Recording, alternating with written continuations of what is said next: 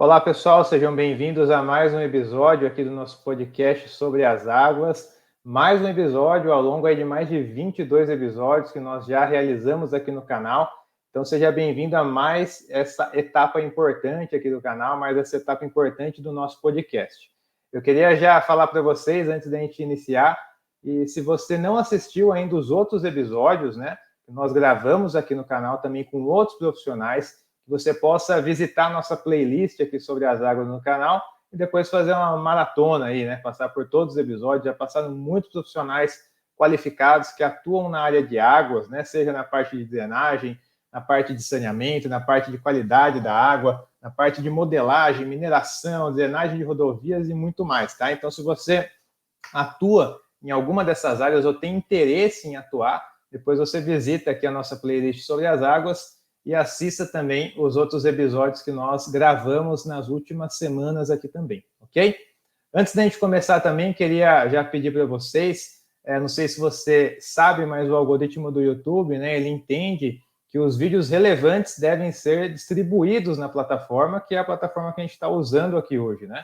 Então, para ele entender que o vídeo é relevante, ele precisa entender que tem interação, seja curtida, compartilhamento, comentário. Então já deixa o seu like nesse vídeo se você gosta de temas como esse daqui que a gente está desenvolvendo no canal, para que a plataforma entenda que esse tema é relevante, para que ela entregue esse conteúdo para outros profissionais, outros engenheiros, outros técnicos, estudantes também da área, tá? Agora, se você já conhece um colega de trabalho, um profissional, um amigo, um estudante aí que estuda com você na graduação, na pós, que seja, e tem interesse nessa área, já clica no botãozinho de compartilhar, já manda direto para ele estar por dentro também nesse tema, tá bom?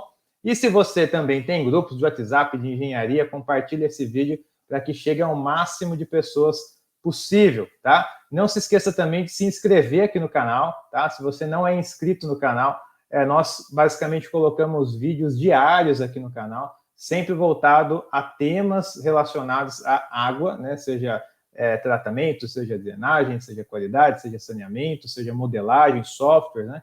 Então, todo dia nós postamos aqui um conteúdo novo e você inscrito no canal com o seu sininho aí ativado, você vai ser avisado desses conteúdos e vai conseguir aí absorver todo esse conhecimento, tá bom? Então, hoje nós vamos falar um pouquinho aqui sobre a gestão dos recursos hídricos e para a gente já iniciar aqui também o nosso episódio, eu queria chamar aqui na sala o Bruno Colichou. Deixa eu liberar ele aqui. Antes até de pedir para você fazer uma apresentação rápida aí de você, Bruno, só queria mais uma vez, como eu estava falando aqui em offline com você também, agradecer, né, a sua disponibilidade aí de tempo, a sua atenção, o seu aceite, né?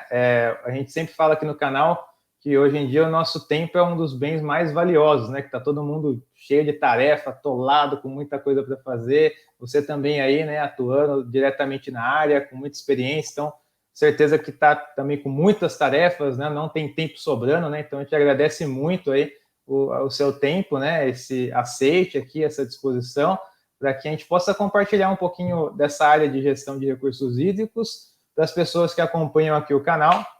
Como eu estava comentando também, grande parte dos profissionais aqui que acompanham estão no início de carreira, tem muita dúvida nessa área, como funciona, como não funciona. Às vezes na faculdade, né, dependendo da faculdade, vê muito raso ali, né? Às vezes é mais focado na parte de estrutura, de concreto, a parte de águas é mais reduzida. Então, às vezes sai com um pouco essa visão meio turva, né, meio manca.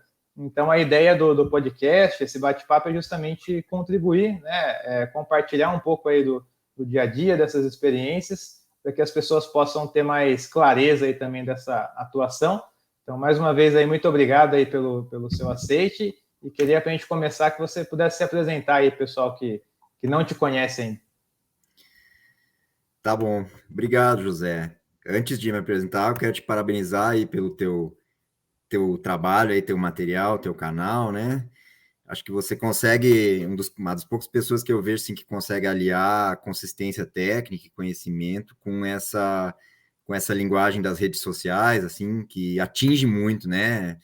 Consegue realmente chegar nas pessoas, principalmente no pessoal mais novo aí que está se formando agora, né? E certamente você está contribuindo assim para formar profissionais e cativar mais as pessoas para para vir para essa área de recursos hídricos, saneamento, né, que é uma área importante que tem carência de profissionais, né? Então, parabéns e obrigado pelo convite. Obrigado. Eu sou do Rio Grande do Sul, né? E me formei em engenharia civil lá na Federal. Depois eu fiz mestrado e doutorado lá no IPH, no Instituto de Pesquisas Hidráulicas, lá da URGS. Fui orientado pelo professor Tucci, que é uma referência aí também na hidrologia, né? Que é a área que eu me aprofundei. Eu trabalhei com simulação hidrológica, chuva-vazão, um pouco com a interface de sensoramento remoto, né? E no meio do meu doutorado eu passei no concurso da ANA e vim morar em Brasília. E desde então, 2007, já faz 15 anos, eu trabalho na ANA. E aí no meu trabalho eu acabei me envolvendo mais com sistemas de apoio à decisão para outorga, para gerenciamento de recursos hídricos. E é com isso que eu me envolvo atualmente. Estou desde então trabalhando com esse instrumento da outorga de uso da água. Então, assim, em breves palavras, esse é meu currículo. Eu fui professor também no CEUB aqui por um tempo. Tem um canal no YouTube onde eu botava alguns vídeos para meus alunos, mas, assim, muito mais amador, assim, você faz uma coisa bem mais profissional, assim, né? Mas, em breves palavras, é isso. Não, legal. Estava até falando com o Bruno aqui em off também, que se fosse passar todo o currículo dele, teria que separar um episódio à parte aqui para contar toda a experiência dele, então bem resumido mesmo, assim, né? Mas também aconselho aí o pessoal que acompanha aqui o canal, né? Procurar o canal do Bruno aí no YouTube. Também eu já assisti algumas aulas, viu, Bruno? Você também, excelente didática, assim, né? Aprendi muito aí com você também. A gente nem se conhecia pessoalmente, né? Mas pelos vídeos aí que você postou, acho que para as turmas que você lecionava, né? Também assisti vários vídeos e tal. Então, parabéns aí, a recíproca é muito verdadeira também, tá? Ô Bruno, até para a gente pegar um pouco assim, olhando um pouco passado, presente e futuro, né? Você se formou em engenheiro civil. Da onde que veio o estralo, aí, o início para você iniciar na área de águas, assim, né? Porque a engenharia civil é muito ampla, né? Qual foi a tomada de decisão para entrar nesse nicho de água? Você já entrou no emprego que te exigia isso? Já tinha alguma vontade prévia para essa área, alguma motivação prévia? Como que foi esse início aí para você? Não, José, eu me formei em 2003 na engenharia, né? E era uma época que a engenharia civil como um todo estava um pouco embaixo, assim, né? Eu lembro, minha turma tinha 44 formandos e, assim, uns 10% da turma saíram com emprego, assim, né? A maioria foi caçar o que fazer, assim, né? Não era assim que estava fácil de achar emprego na época, né? E eu tive um precursor, assim, um exemplo na família, que é o meu irmão, o professor Walter. Ele é professor lá na Federal do Rio Grande do Sul, né? E ele é engenheiro mecânico e ele fez mestrado e doutorado lá no IPH também. Ele é um pouco mais velho que eu e, assim, eu via ele, assim, prosperando lá e entusiasmado, assim, com essa área de pesquisa. E ele acabou me inspirando, assim, e abrindo as portas para mim, assim, Aí, como eu também não tinha nenhuma oportunidade, assim, de imediato, eu falei, vou fazer mestrado, né? Vou fazer mestrado em PH, fiz a prova e passei. E essa decisão, assim, para mim foi boa, sabe? Porque, como você falou, a engenharia civil, ela é muito ampla, né? Acaba que a gente aprende um pouco de estradas, aprende sobre construção, aprende sobre estruturas, e aprende um pouco de tudo, mas nada em muita profundidade ao longo da graduação, né? Uhum. E então quando eu me formei na engenharia, eu estava bastante inseguro assim sobre o que eu sabia fazer, afinal de contas, né? Se eu Uhum. tivesse um problema real para resolver, eu acho que eu fugiria ou levaria o problema para o meu professor e contrataria um consultor, porque eu mesmo não me sentia pronto para resolver problemas de engenharia só com a graduação, né? Embora a faculdade da engenharia civil da URGS seja muito boa, etc., a gente não tem essa confiança ainda, sabe? E aí eu entrei no mestrado, e no mestrado eu aprendi ferramentas bem específicas e focadas para recursos hídricos. Então, fazer modelagem, fazer mais estatística, mais aplicada, né? E isso foi me dando confiança. E aí, de repente, com 1 ano de mestrado, depois que eu tinha feito as disciplinas, eu, de repente, me sentia assim, não, agora, se vier um problema desse jeito, assim, com essas características, eu consigo resolver, né? Pode dar para mim que eu resolvo. Então, isso, não sei, parece que completa, assim, a nossa formação e dá uma bagagem adicional e dá essa confiança que o engenheiro normalmente tem, né? O engenheiro sempre acha que sabe de tudo e pode resolver tudo, né? Então, isso foi ali que eu tive esse clique, assim, como você falou, quando eu no meio do mestrado, assim, eu me sentia mais pronto, assim, para resolver questões reais que o mercado estava colocando, né? Uhum. Não, legal, legal. Fica também mais uma recomendação para vocês, né? O Walter Cole Show também tem um canal aqui no YouTube, onde ele compartilha ali também algumas aulas, parece que também para alguma classe de alunos, mas fica aberto aí também livre, né? E muitas aulas ali de qualidade, muito conteúdo também disponibilizado. E também, Bruno, o que você colocou aqui, né? A gente nem tinha combinado nada aí offline, mas o que você falou traduz muito o sentimento de um recém-formado, assim, né? Ou com uma bagagem menor. Vira e mexe, a gente está rodando algumas pesquisas também com alguns alunos, com o pessoal que acompanha o canal. Eu acho que o medo número 1, vamos colocar assim, é essa insegurança mesmo que você traduziu aqui com essas palavras, né? Então, tem uma bagagem um pouco mais genérica ali da faculdade, porque vê muita coisa, mas não se aprofunda, né, em um tema específico, né, acaba vendo de uma forma mais abrangente. E aí, se for receber algum trabalho para desenvolver só com aquele conhecimento, tem essa insegurança, né? Parece que falta alguma coisa, falta ter alguém junto, talvez, para dividir essa insegurança, né? Então, realmente, isso é um sentimento que também o pessoal sempre está me passando, né, dessa insegurança. A capacitação e colocar a mão na massa vai ajudando muito, né? Porque, como você disse, já entrou no mestrado, que é uma dúvida que muitos têm também. Eu saí da faculdade, eu entro no mestrado, não entro, faço uma pós, não faço, tal. Então fica sempre nessa encruzilhada. O que eu sempre recomendo é, pelo menos, nunca parar de estudar, né? Seja no mestrado, seja numa pós, porque às vezes o pessoal tem uma ideia, terminei a faculdade, não vou estudar nunca mais, né? E aí vai estar meio difícil para essa pessoa que tem esse pensamento. Então, ou seguir no mestrado, uma pós, mas nunca parar de estudar, né? Então, acho que isso que você colocou, mesmo sem a gente nem ter alinhado assim, traduz muito a realidade, assim mesmo, da galera que está se formando, né? Mas até para entrar já no tema, Bruno, na sua visão hoje aí, depois de mais de uma década aí de experiência, atuando na área, começando lá na faculdade, depois lecionando, também com mestrado, hoje na ANA, como que você colocaria, né, para o pessoal assim que está ingressando na área, está começando, está olhando, né, talvez assim como você na época, para que lado que eu sigo, o que eu faço, sair da faculdade com um monte de coisa na cabeça, mas nada aprofundado e tal. A área de águas pode ser uma possibilidade, pode ser um caminho, né?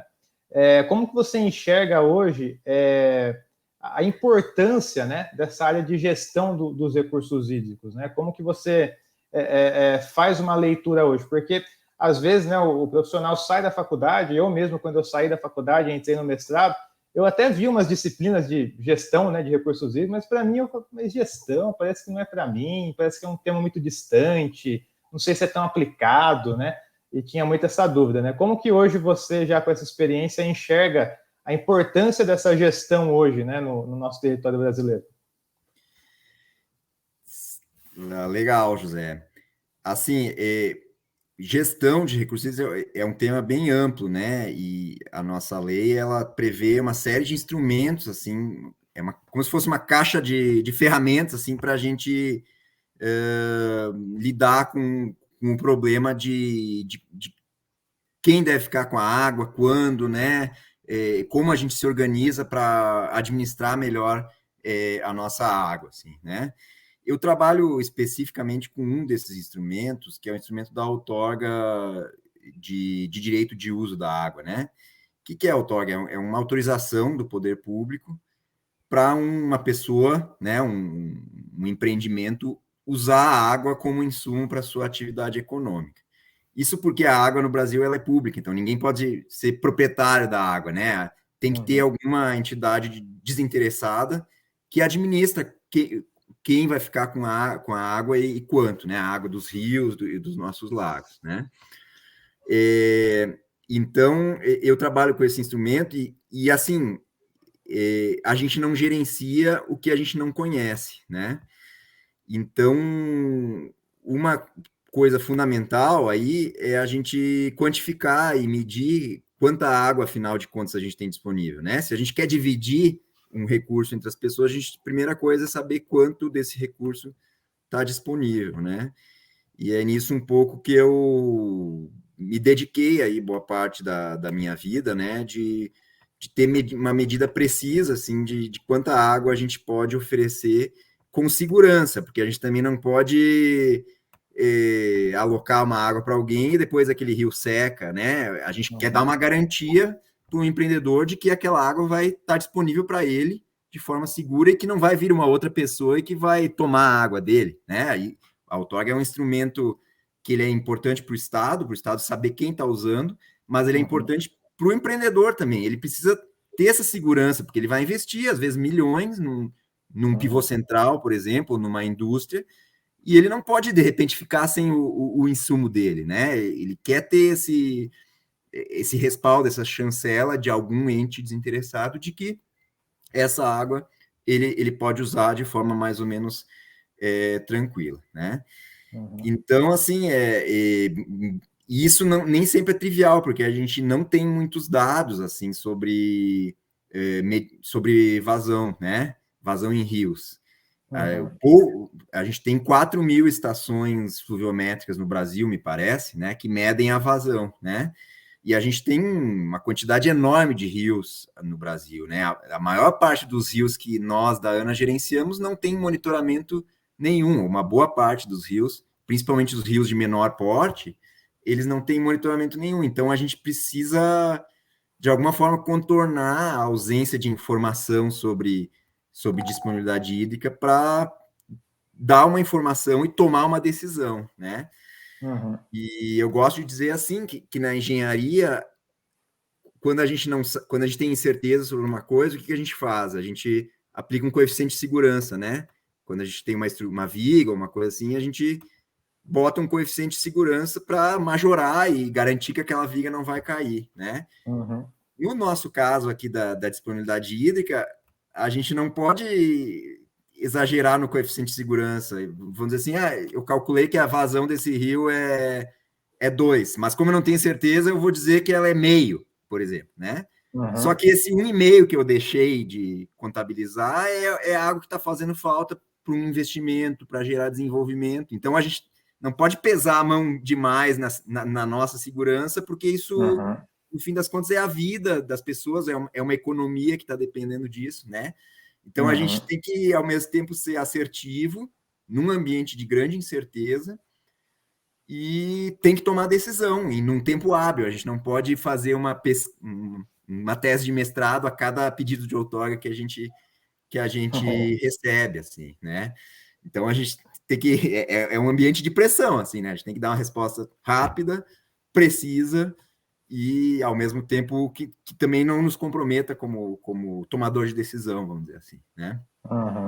Não, legal. É uma área muito ampla, né? Dentro dessa área, você acaba atuando, né, com a parte de outorga, né, em específico, né, que é tudo que você já colocou, e realmente é uma dificuldade porque a parte do consumo, né, a gente consegue ter até um controle maior, né, o aumento do consumo, o empreendimento que vai ter, estimar esse consumo.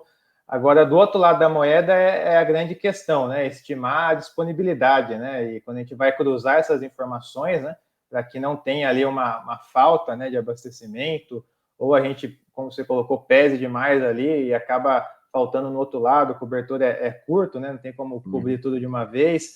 Então, é uma área realmente muito sensível e que exige respostas rápidas, ao mesmo tempo que nós não temos ali uma quantidade, né, de séries históricas ali, de medições, estações fluviométricas que atenda a maior parte de rios, como é o nosso território muito pulverizado. Então, realmente é um ambiente bastante complexo aí, que exige bastante aí da engenharia, com estatística, com hidrologia, com um monte de disciplinas, né? Até entrando nessa questão, Bruno, para quem está pensando em ingressar nessa área, né, e quer se aprofundar, já atua nessa área, está começando e tal, o que você acha que seriam talvez ali algumas habilidades mínimas para esse profissional ter, né, já desenvolvido ou buscar se desenvolver para ingressar, né, nessa área de outorga, de gestão, de realizar esses estudos, né, de viabilidade, de disponibilidade hídrica, de verificação de vazão mínima, Q710, Q9. O que você acha que são as habilidades básicas ou mínimas ali que o profissional tem que estar atento, né, para ingressar nessa área? Legal. Bom, primeiro eu acho que tem que gostar de matemática, assim, sabe, José? Matemática é uma ferramenta básica, assim, né? E se a pessoa já não gosta de matemática, aí já talvez tenha que procurar outra coisa, assim, porque a matemática meio que está embaixo de tudo, assim, né? Eu valorizo muito o trabalho de campo, sabe? Eu acho que a gente aprende muito. Eu trabalho muito com modelagem chuva-vazão, que é uma ferramenta justamente para contornar essa ausência de dados, né? Como a gente não tem medições de vazão, a gente usa um modelo matemático, algum programa de computador que tente quantificar para a gente a vazão a partir dos dados de chuva, que os dados de chuva são mais abundantes e mais frequentes no território, né? Só que esse modelo de vazão ele tem um monte de parafusos que a gente pode apertar mais, apertar menos, né? E o resultado dele pode ser 1000 ou pode ser 1, né? Dependendo do parafuso que a gente apertou. Então, isso exige um pouco de abstração, assim, da gente entender uma bacia hidrográfica, como que ela funciona. E para isso, olhar para a bacia, descer, sujar a bota, entendeu? Ver o que tem ali, qual é o solo, qual é a vegetação que tem, né? E a própria economia, como que as pessoas usam a água ali, como que elas dependem da água. Isso acrescenta uma vivência grande, assim, né? A gente sai um pouco do escritório, sai de trás do computador e acaba enriquecendo, assim, o nosso trabalho, né? Então, são duas coisas importantes. Eu acho que o conhecimento de geoprocessamento é muito importante hoje em dia também, né? A gente tem cada vez mais uma quantidade enorme de imagens de satélite disponível, e uma imagem de satélite é uma ferramenta fantástica, assim, porque a gente consegue dar uma passada de olhos numa bacia hidrográfica inteira no nosso ArcGIS, no nosso computador, coisa que no campo a gente não poderia fazer, né? Então, saber um pouco mexer, assim, com imagem de satélite, com modelo digital de elevação, né? Eu vi que você tem uns vídeos usando o modelo digital de elevação, são coisas importantes. E um plus a mais é a programação, né? Se souber programar, eu programo em MATLAB, né? Que é uma linguagem bem legal, dá bastante possibilidades, né? Mas tem muitas linguagens. Hoje em dia, eu já sou um pouco, já passei dos 40, então eu queria muito aprender um negócio que chama Google Earth Engine, né? Que não sei se você conhece, a gente tem a possibilidade de programar na nuvem da Google em cima de um monte de imagens de satélite. Não precisa baixar na sua máquina, não precisa usar o seu processamento do seu computador, né? Então é uma coisa fantástica que a gente ganha uma quantidade de informação gigante. Então, ele alia a programação com o geoprocessamento que eu falei antes, né? Então, são coisas aí que eu vejo que agregam muito, assim, para quem realmente quer mexer nessa área. Não, legal. Realmente essa área está em franco desenvolvimento, vamos colocar assim, né? Então, a gente tem aí as ferramentas tanto de geoprocessamento como o ArcGIS, né, que é um software pago, o QGIS, que é uma versão software gratuito, né? E também os modelos ali, como você comentou, né, de chuva-vazão, que pode ser aplicado, somente pela falta de dados aí de medição de vazão. E aí algumas ferramentas também, como o REC-HMS, né, para modelagem zoológica. Uma ferramenta também que eu já usei foi o Swim, né, para essa parte mais de drenagem urbana. E aí tem várias ferramentas, né? Uhum. E assim, além das ferramentas em si, o camarada ter o conhecimento ali da base, né, que provavelmente foi o que você teve ali muito fortemente ali no IPH, junto com o Tucci, na sua formação, Claro. né, do conhecimento básico ali de ideologia. Eu falo isso até porque muitas vezes o pessoal manda muita mensagem afoitos por softwares, né? Qual é o software do momento? Qual é o software? E às vezes o cara precisa dar alguns passos atrás ali, né, para entender o que aquele software está fazendo, entender como está sendo aquele processo de modelagem, né, como chuva-vazão, se é utilizado o SCS, né, saber como que é o passo a passo da coisa ali, né, às vezes até montar um Excel mesmo, até como tem também no seu canal alguns vídeos nessa linha também, né, entender o processo e obviamente que o software vai te auxiliar, vai te dar muito tempo, né? Vai produzir muito rápido, vai te abrir ali muita possibilidade, como as ferramentas de geoprocessamento, as imagens que a gente tem hoje de satélite e tudo mais, né? Então, realmente é uma área que está crescendo muito, né? E o pessoal tem acompanhado bastante essas mudanças aí, né? E o ideal é sempre ir acompanhando e tendo a nossa base sempre consolidada, esse conhecimento técnico também sempre consolidado. E dentro dessa questão, Bruno, dessas mudanças aí que tá, a tecnologia entrou na engenharia, né? Eu sempre falo no canal também que a engenharia é uma área mais tradicional, né? E às vezes ela demora um pouco mais para ir absorvendo essas mudanças, né? Às vezes você vê uma área de, sei lá, de negócios que já está mais avançado, uma área de marketing que avançou, e a engenharia ela tem uma questão mais tradicional, mas hoje a tecnologia entrou na engenharia com as ferramentas, softwares, processamento e tudo mais. O que você enxerga hoje, talvez, aí na sua atuação dentro de outorgas, aí, né, dentro desse guarda-chuva maior da gestão de recursos hídricos, que você, ao longo dessa trajetória de 10, 15 anos, que foi um grande desafio assim, para você? Existe algum ponto de destaque nessa trajetória que talvez para você foi não sei, um divisor de águas, ou um salto muito grande, ou um desafio muito grande que você teve que transpassar aí ao longo dessa carreira, Bruno? José, assim, a gente é defrontado todos os dias na ANA com questões difíceis, sabe? Que às vezes mereceriam, como eu falei, a gente parar e fazer uma tese só para esse assunto, assim, sabe?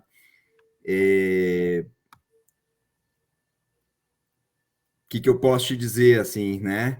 Sobre a tecnologia, uma coisa que está entrando bem interessante agora é a possibilidade da gente ter cada vez mais telemetria tanto de vazões no rio, como das vazões captadas, né? O pessoal sempre se angustia, pô, Bruno, mas tu tá dando outorga e tal, mas como é que tu sabe que aquele cara não tá logrando, ele não tá pegando mais água do que ele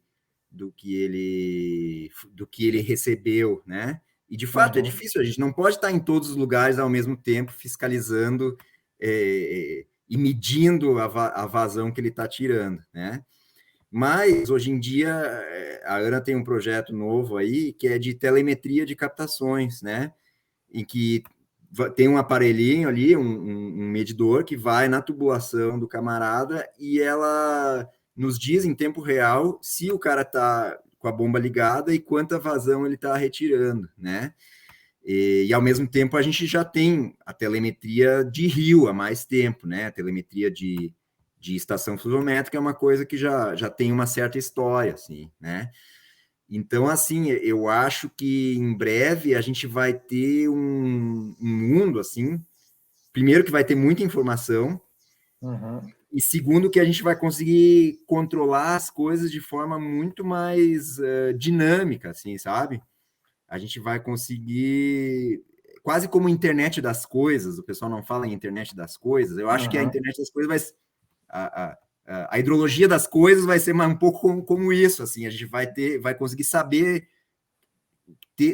bater o olho numa bacia e ver onde que a água está entrando, onde que a água está saindo, se tem algum sumidouro, né, se tem algum tributário que contribui mais, e inclusive ter a possibilidade de fazer um gerenciamento até mais inteligente, assim, né?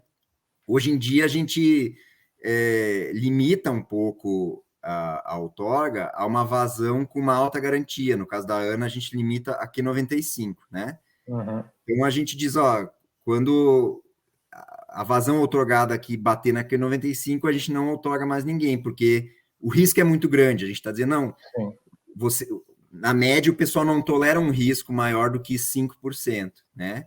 Uhum. E, na verdade, não precisava ser assim. A gente tem todo o resto do hidrograma acima da Q95 que a gente poderia usar também. Só que ele não está sempre presente. Nem sempre uma Q80 está presente no rio.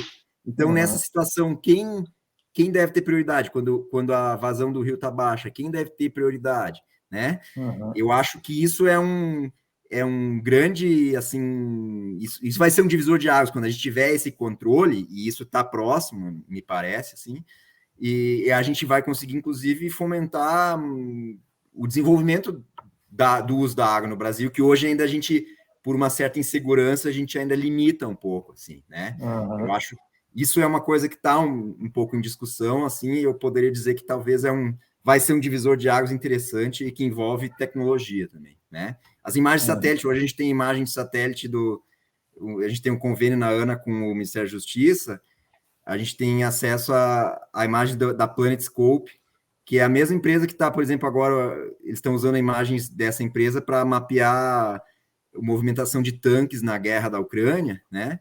Porque tem, assim, a imagem com uma resolução de Resolução. 3 metros e tem 2, 3 imagens por dia, então a gente consegue ver como que as coisas estão acontecendo com muito boa resolução, assim, né? Isso tudo Uhum. vai compor um cenário em que a gente vai efetivamente ver o balanço hídrico de uma bacia em tempo real, assim, né? Que hoje a gente ainda está um pouco distante disso. É isso. Uhum. Não, legal. E realmente é uma certa tendência, né, para essas áreas, né? Assim como você comentou a internet das coisas, que está meio que se conectando tudo aí, né? E a Uhum. ideia é que no futuro esteja tudo meio integrado, conectado. Hoje na engenharia também, na parte de projetos, né? O BIM, né, tem feito muito isso, né? Que também tem Sem dúvida. integrado vários projetos, está tudo Uhum. meio que se conversando, né? E acho que a ideologia ela acaba também seguindo meio que essa tendência, pelo que você está comentando aqui, né? De ter essa visão mais ampla do cenário e conectada, né? E de uma certa forma ali mais atualizada, com uma frequência maior e tal. Então, realmente, acho que vai ser um divisor aí, uma certa revolução na área aí que vai ser muito positiva, não só para nós que já atuamos na área de águas, mas também para a sociedade, né? Porque se a gente tem mais certeza do que está acontecendo na bacia, de que está sendo retirado de água, do que nós temos de disponibilidade, a gente tem abre um range a mais de possibilidades ali, né? Até como você comentou, uma gestão numa etapa mais refinada, né? De quando você tem uma certa escassez, quem vai ter a prioridade daquilo. Então, acho que entra ali uma evolução mesmo na área, né? Eu acho que todo mundo tende a ganhar, é um ganha-ganha, né? Tanto os profissionais como a sociedade realmente. Bruno, queria mais uma vez aí te agradecer aí pelo tempo aí do bate-papo, né? Tenho certeza que foi muito positivo aí, tá? E muito assim, para quem está assistindo e está começando na carreira, né? Foi muito inspirador, né? Porque como você colocou logo no começo aqui do bate-papo, né? As dificuldades que você, né, teve no início aí da sua trajetória, as dúvidas, a insegurança de sair na faculdade, muitos aí que vão assistir, estão assistindo, talvez estejam passando, né, também por essa etapa dessa insegurança, dificuldade, né? E a gente passando do presente, já olhando um pouco para o futuro, né, dessa integração dos sistemas, né? Isso daí vai inspirar muitas pessoas a entrarem na área realmente, né? A enxergarem que é uma área que está crescendo, que está se desenvolvendo, que precisa de muitos profissionais aí capacitados, né, para atuar nessa área, a importância dessa área não só para a parte da engenharia, mas também para a sociedade, que a gente trabalha em prol ali da sociedade, né? Então realmente foi um bate-papo bem bacana e queria te agradecer aí mais uma vez, né, pela sua meia hora, 40 minutos aí de tempo aí, de disponibilidade, né? E já queria também deixar para você fazer as considerações finais aí para a gente já encerrar também esse episódio aqui. Legal, José. Obrigado novamente. Eu lembro que há alguns anos na revista Veja eu fizeram uma reportagem assim, sobre as profissões mais necessárias no futuro do Brasil, né? E eram como, sei lá, 8 ou 10 profissões, e hidrólogo estava entre uma delas, né? Hidrólogo, uma profissão bem específica, né? Uhum. E assim, eu continuo achando que isso é verdade, sabe? Porque quando a gente pensa, por exemplo, em drenagem urbana, saindo até da minha área assim de recursos hídricos, vamos dizer assim, né?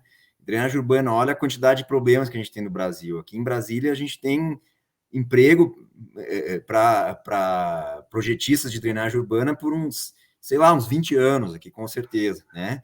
E grande parte das cidades aí que estão crescendo no Brasil provavelmente é a mesma coisa, né? O saneamento, né? O tratamento de esgoto, abastecimento de água, todas as cidades agora estão sob uma nova legislação e vão ter que modernizar seus sistemas de abastecimento, esgotamento sanitário, né?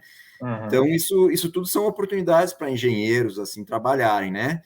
Depende um pouco de governo, assim, de investimento, né? Mas me parece que em algum momento a gente vai ter que acordar para isso e aí vai ter recurso para isso, né? E aí a gente vai precisar das pessoas, né? Então, quem agora sofrer um pouquinho e se preparar para isso, eu acho que ele vai ser recompensado lá na frente. Se fizer um mestrado, né? Fica ali um ano ou dois ganhando uma bolsa, mas meio, né? A gente sabe que as bolsas de mestrado não são muito boas, né? Desestimulam um pouco, mas tenta usar esse momento assim para dar um salto lá na frente, né? Talvez seria minhas considerações finais, assim, para estimular realmente os jovens engenheiros aí a também estudarem recursos hídricos, estudarem saneamento e virem para a nossa área, porque a gente vai precisar. Tá bom? Não, legal, com certeza. Maravilha. Bruno, obrigado aí mais uma vez. Grande abraço para você. Precisar de nós aqui também, estaremos à disposição. Até uma próxima aí. Fica com Deus.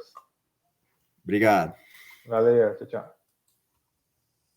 Bom, pessoal, esse foi mais um episódio do nosso podcast sobre as águas. Você ainda que não assistiu os outros episódios, visite a nossa playlist no canal, assista aos outros episódios com outros profissionais que nós trouxemos aqui para o canal, tá bom? Deixe o seu like nesse vídeo, você sabe que quanto mais like, mais vai ser compartilhado, mais vai chegar esse vídeo, esse conteúdo para outros profissionais, alunos, técnicos, tá bom?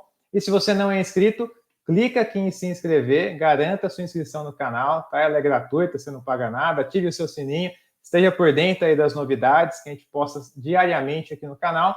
E se você não conhece ainda o nosso blog, né, sobre as águas, entra lá depois também, vou deixar na descrição o link, sobreasaguas.com.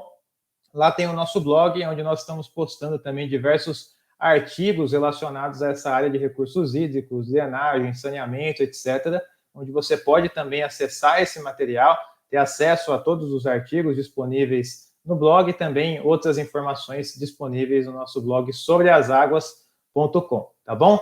No mais é isso, teremos então na nossa próxima quinta-feira uma live técnica aqui no canal. Então toda quinta-feira às 8 horas da noite, uma live técnica e toda terça-feira às 8 horas da noite, nosso podcast sobre as águas, tá bom?